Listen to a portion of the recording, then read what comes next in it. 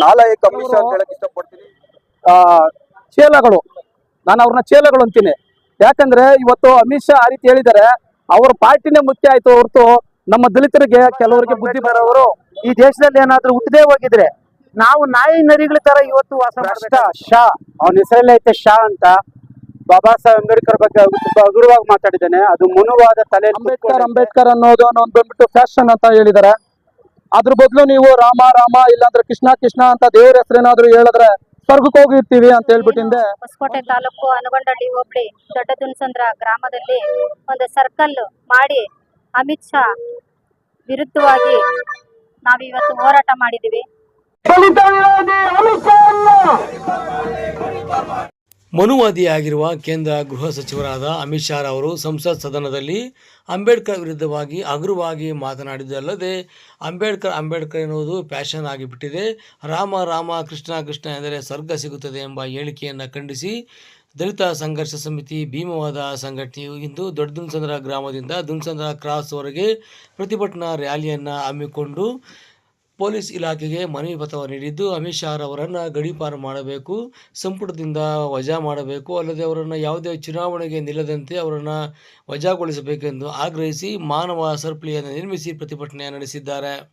ಇನ್ನು ಈ ಸಂದರ್ಭದಲ್ಲಿ ವಿವಿಧ ಸಂಘಟನೆಗಳ ಹೋರಾಟಗಾರರು ಸೇರಿದಂತೆ ದಲಿತ ಸಂಘರ್ಷ ಸಮಿತಿ ಭೀಮವಾದ ಸಂಘಟನೆಯ ಓಬಳಾಪುರ ಶ್ರೀನಿವಾಸರವರು, ಶಂಕರ್ ರವರು ಸೇರಿದಂತೆ ಹಲವಾರು ಮುಖಂಡರುಗಳು ಈ ಪ್ರತಿಭಟನೆಯಲ್ಲಿ ಭಾಗವಹಿಸಿ ಕೇಂದ್ರ ಮತ್ತು ರಾಜ್ಯ ಸರ್ಕಾರಕ್ಕೆ ಎಚ್ಚರಿಕೆ ನೀಡಿದ್ದು, ಪೊಲೀಸ್ ಇಲಾಖೆಯ ಮುಖಾಂತರವಾಗಿ ಮನವಿ ಪತ್ರವನ್ನು ಸಲ್ಲಿಸಿದ್ದು, ಅಮಿತ್ ಶಾ ಅವರನ್ನು ಶೀಘ್ರವಾಗಿ ಗಡೀಪಾರು ಮಾಡುವಂತೆ ಆಗ್ರಹಿಸಿದ್ದಾರೆ.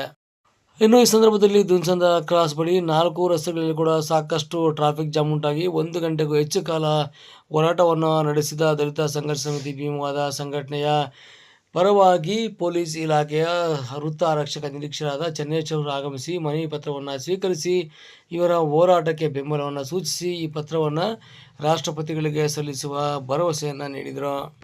ಇದೇ ಸಂದರ್ಭದಲ್ಲಿ ಅಮಿತ್ ಶಾ ಅವರ ಭಾವಚಿತ್ರವನ್ನು ದಹಿಸುವ ಮುಖಾಂತರವಾಗಿ ಚಪ್ಪಲಿಯಲ್ಲಿ ಹೊಡೆದು ಆಕ್ರೋಶವನ್ನು ವ್ಯಕ್ತಪಡಿಸಿದರು.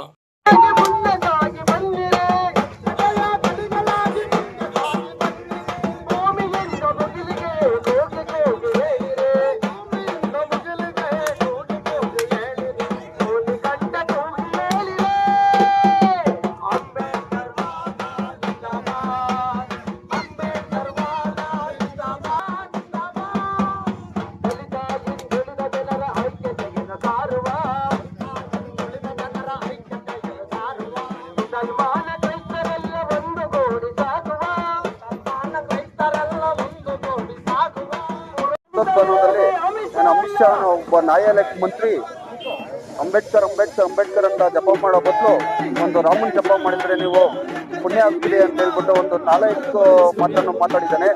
ಆ 4 ಮಾತನ್ನು ಮಾತಾಡಿರೋ ಅಮಿತ್ ಶಾ ಈ ಕೂಡಲೇ ಮೋದಿ ಸರ್ಕಾರ ಸಂಪುಟ ದರ್ಜೆಯಿಂದ ಅವ್ರನ್ನ ಹೊರ ಹಾಕಬೇಕು ಮತ್ತು ಅವ್ರನ್ನ ಬಂಧನೆ ಮಾಡಿಬಿಟ್ಟು ಅವ್ರನ್ನ ಮತ್ತೆ ಇಲ್ಲಿ ಎಲೆಕ್ಷನ್ ನಿಂತ್ಕೊಂಡಿರೋ ಹಾಗೆ ಅವ್ರನ್ನ ಗಡೀಪಾರು ಮಾಡಬೇಕಂತ ಕೇಳ್ಕೊಂತೀವಿ. ನನ್ನ ಹೆಸರು ಓಬಳಾಪುರ ಶ್ರೀನಿವಾಸ್, ಕರ್ನಾಟಕ ದಲಿತ ಸಂಘರ್ಷ ಸಮಿತಿ ಭೀಮವಾದ ರಾಜ್ಯ ಸಮಿತಿ ಸದಸ್ಯರು. ಮೊನ್ನೆ 17/12/2024 ಸಂಸತ್ ಸದನದಲ್ಲಿ ಏನು ಅಮಿತ್ ಶಾ ಅವರ ಹೇಳಿಕೆ ಇಡೀ ದೇಶದ ದಲಿತರಿಗೆಲ್ಲರೂ ಬೆಚ್ಚಿ ಬೀಳಿಸಿದೆ. ಇವತ್ತು ಏನು ಗುಜರಾತ್ನಲ್ಲಿ ಒಂದು ಸಮಯದಲ್ಲಿ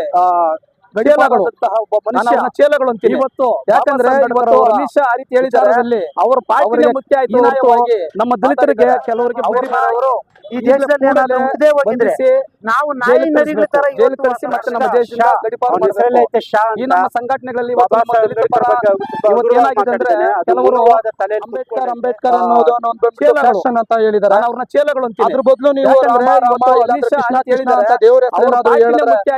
ಹೋಗಿರ್ತೀವಿ. ನಮ್ಮ ದಲಿತರಿಗೆ ಕೆಲವರಿಗೆ ಬುದ್ಧಿ ಬರಲ್ಲ. ಕೆಲವು ನಾಯಕರು ಇವತ್ತು ಅವರಿಗೆ ಬೆಂಬಲ ಕೊಟ್ಕೊಂಡು ಅವ್ರು ಹೇಳಿದ್ನ ಹೇಳಿಕೆಗಳು ತಿರುಚಿ ಹೇಳಿಲಾಗಿದೆ ಅಂತ ಹೇಳಿ ಮಾಧ್ಯಮದಲ್ಲೆಲ್ಲ ಬಿತ್ತರಿಸ್ತಾ ಇದ್ದಾರೆ. ಇವತ್ತು ಅದನ್ನೆಲ್ಲ ನಾನು ತುಂಬಾ ಖಂಡಿಸ್ತೀನಿ. ಯಾಕಂದ್ರೆ ಬಾಬಾ ಸಾಹೇಬ್ ಅಂಬೇಡ್ಕರ್ ಅವರು ನಮಗೆ ಸಂವಿಧಾನ ಕೊಟ್ಟಿದ್ದಾರೆ. ಅವರಿಂದ ಇವತ್ತು ಏನಾದ್ರೂ ನಾವು ಇವತ್ತೊಂದು ಪ್ಯಾಂಟ್ ಶರ್ಟ್ ಹಾಕೊಂಡು ನಾವು ನಿಂತಿದ್ದೀವಿ ಅಂದ್ರೆ ಅದಕ್ಕೆ ಕಾರಣನೇ ಬಾಬಾ ಸಾಹೇಬ್ ಅಂಬೇಡ್ಕರ್ ಅವರು. ಅವರು ಸಂವಿಧಾನ ಏನಾದ್ರು ಇವತ್ತು ನೀಡಲಿಲ್ಲ ಅಂದಿದ್ರೆ ನಾವು ಇವತ್ತು ಕೂಡ ನಾವು ಆ ಮನುವಾದಿಗಳ ಕಾಲ್ಗಳು ಸಿಕ್ಕಾಕೊಂಡು ಇವತ್ತು ನಾವು ನಡಬೇಕಾಗಿತ್ತು. ಅಂಥದ್ರಲ್ಲಿ ಇವತ್ತು ಬಾಬಾ ಸಾಹೇಬ್ ಅಂಬೇಡ್ಕರ್ ಅವರು ಸಂವಿಧಾನನ ಅವರು ಕಿತ್ಬಿಟ್ಟು ಈಗ ಮನುಸ್ಮೃತಿ ಮತ್ತೆ ತರಬೇಕು ಅಂತೇಳಿ ಈ ರೀತಿಯೆಲ್ಲ ಹೇಳಿಕೆ ಕೊಡ್ತಾರೆ. ದೇಶದ ಉನ್ನತ ಹುದ್ದೆಯಲ್ಲಿರುವ ಒಬ್ಬ ಮೂರನೇ ವ್ಯಕ್ತಿ ಈ ರೀತಿ ಅದು ಸಂಸತ್ ಸದನದಲ್ಲಿ ಈ ರೀತಿ ಬಂದಿರೋದು ತುಂಬಾ ಖಂಡನೀಯ. ಇದನ್ನು ನಾನು ತುಂಬಾ ಖಂಡಿಸ್ತೀನಿ. ಅದರಲ್ಲೂ ನಮ್ಮ ರಾಜ್ಯದಲ್ಲಿ ಇವತ್ತು ನಡೀತಾ ಇರುವಂತಹ ಘಟನೆಯನ್ನು ನೋಡ್ತಾ ಇದ್ರೆ ಮುಂದಿನ ದಿನಗಳಲ್ಲಿ ನಾವು ಬಾಬಾ ಸಾಹೇಬ್ ಅಂಬೇಡ್ಕರ್ ಅವರ ಆಶಯಗಳನ್ನ ಸಂಪೂರ್ಣವಾಗಿ ನಾವು ಈಡೇರಿಸಬೇಕಾಗುತ್ತೆ. ಅದರಿಂದ ಈ ಹೋರಾಟಗಳು ನಾವು ಹೀಗೆ ಮುಂದುವರಿಸ್ತೀವಿ. ಮತ್ತೆ ಇವತ್ತು ಏನು ಹೋರಾಟ ಮಾಡಿದ್ದೀವಿ, ಇವತ್ತು ಇಲ್ಲಿ ನಮಗೆ ತುಂಬಾ ಬೆಂಬಲವಾಗಿ ಎಲ್ಲರೂ ಬಂದು ಇವತ್ತು ನಮ್ಮ ಪ್ರತಿಭಟನೆಯನ್ನ ಯಶಸ್ವಿಗೊಳಿಸಿದ್ದಾರೆ.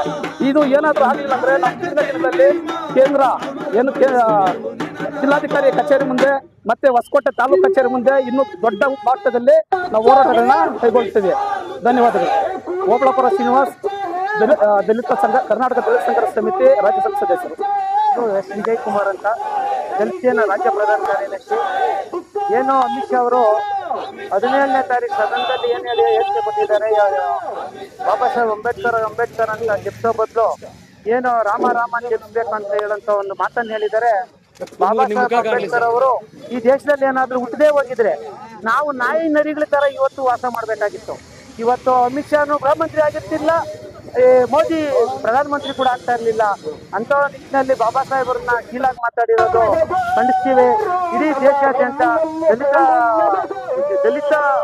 ದಲಿತರಿಗೆ ಅವಮಾನ ಮಾಡಿರುವಂತ ಈ ಅಮಿತ್ ಶಾರನ್ನ ಕೂಡಲೇ ಗಡೀಪಾರು ಮಾಡಬೇಕು, ಕೇಂದ್ರ ಸಂಪುಟದಿಂದ ವಜಾ ಮಾಡಬೇಕು, ಇವನ್ನ ಎಲ್ಲೇ ಚುನಾವಣೆ ನಿಂತ್ಕೊಳ್ಳೋದಿದ್ದಂಗೆ ಆದೇಶ ಮಾಡ್ಬೇಕು ಅಂತ ಹೇಳ್ತಾ ನಾನು ಒತ್ತಾಯಿಸ್ತಾ ನಾನು ಇಲ್ಲಿ ನನ್ನ ಎಲ್ಲ ಪದಾಧಿಕಾರಿಗಳು ಬಂದು ಈ ಒಂದು ಸಾಂಕೇತಿಕ ಧರಣಿಯನ್ನ ಯಶಸ್ವಿಗೊಳಿಸಿದ್ದಕ್ಕೆ ಎಲ್ರಿಗೂ ಹೃತ್ಪೂರ್ವಕವಾದ ಅಭಿನಂದನೆಗಳನ್ನು ಸಲ್ಲಿಸ್ತಾ ಭೀಮಾಂದನೆಗಳು ಸಲ್ಲಿಸ್ತೀನಿ. ಜೈ ಭೀಮ್, ಜೈ ಪಾಸ್ವಾನ್. ಎಸ್ ವಿಜಯ್ ಕುಮಾರ್ ಅಂತ, ರಾಜ್ಯ ಪ್ರಧಾನ ಕಾರ್ಯದರ್ಶಿ, ದಲಿತ ರಾಮದಾಸ್. ಭ್ರಷ್ಟ ಶಾ, ಅವನ ಹೆಸರಲ್ಲೇ ಐತೆ ಶಾ ಅಂತ. ಬಾಬಾ ಸಾಹೇಬ್ ಅಂಬೇಡ್ಕರ್ ಬಗ್ಗೆ ಅವರು ತುಂಬಾ ಹಗುರವಾಗಿ ಮಾತಾಡಿದ್ದಾನೆ. ಅದು ಮನುವಾದ ತಲೆಯಲ್ಲಿ ತುಂಬಿಕೊಂಡೈತೆ. ಅವನು ಈ ಕೂಡಲೇ ಗಡೀಪಾರು ಮಾಡಬೇಕು, ಸಂಪುಟದಿಂದ ವಜಾ ಮಾಡಬೇಕು. ಭಾಜಪ ಪಕ್ಷ ಏನೈತೆ ಪಕ್ಷದಿಂದ ಉಚ್ಚಾಟನೆ ಮಾಡಬೇಕು. ಅಂಬೇಡ್ಕರ್ ಅನ್ನೋದು ಒಂದೊಂದು ಫ್ಯಾಷನ್ ಅಂತ ಹೇಳಿದ್ದಾರೆ. ಅದ್ರ ಬದಲು ನೀವು ರಾಮ ಇಲ್ಲಾಂದ್ರೆ ಕೃಷ್ಣ ಅಂತ ದೇವ್ರ ಹೆಸರೇನಾದ್ರೂ ಹೇಳಿದ್ರೆ ಸ್ವರ್ಗಕ್ಕೆ ಹೋಗಿರ್ತೀವಿ ಅಂತ ಹೇಳ್ಬಿಟ್ಟಿಂದೆ ಒಂದು ಸ್ಟೇಟ್ಮೆಂಟ್ ಅನ್ನ ಕೊಟ್ಟಿರ್ತಾರೆ. ಈ ಸ್ಟೇಟ್ಮೆಂಟ್ ಬಂದ್ಬಿಟ್ಟಿಂದೆ ಬರೀ ದಲಿತರಿಗೆ ಮಾತ್ರ ನೋವಾಗ್ಲಿಲ್ಲ, ಇಡೀ ಭಾರತ ದೇಶದ ಎಲ್ಲಾ ಪ್ರಜೆಗಳಿಗೂ ನೋವಾಗಿರುತ್ತದೆ. ಅಮಿತ್ ಶಾ ವಿರುದ್ಧವಾಗಿ ನಾವಿವತ್ತು ಹೋರಾಟ ಮಾಡಿದ್ದೀವಿ. ಇವತ್ತು ಇಡೀ ವಿಶ್ವವೇ ತಿರುಗಿ ನೋಡುವಂತಹ ಒಂದು ಸಂದರ್ಭ ಬಂದಿದೆ. ಈ ವಿಶ್ವದಲ್ಲಿ ಹೆಸರಾದಂತಹ ಡಾಕ್ಟರ್ BR ಅಂಬೇಡ್ಕರ್ ಅವರಿಗೆ ಅವಮಾನ ಮಾಡಿದ್ದಾರೆ. ಅವ್ರಿಗೂ ಅವಮಾನ ಆಗಿದ್ದಲ್ಲ, ಇಡೀ ವಿಶ್ವಕ್ಕೆ, ಇಡೀ ದೇಶಕ್ಕೆ ಎಲ್ಲದಕ್ಕೂ ಅವಮಾನ ಆಗಿದೆ.